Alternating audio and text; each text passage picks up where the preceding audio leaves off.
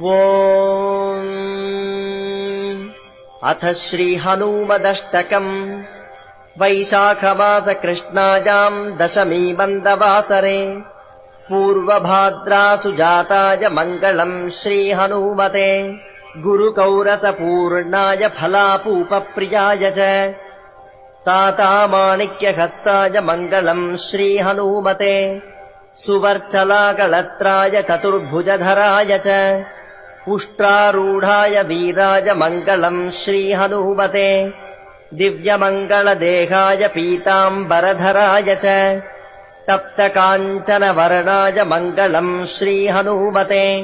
भक्तरक्षणशीराय जानकीशोकहारिणे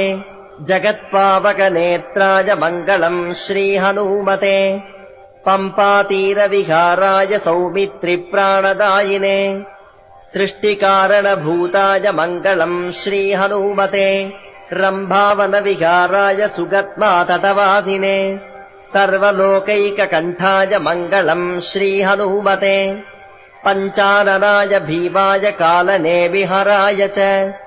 कौण्डिन्यगोत्रजाताय मङ्गलम् श्रीहनूमते। ॐ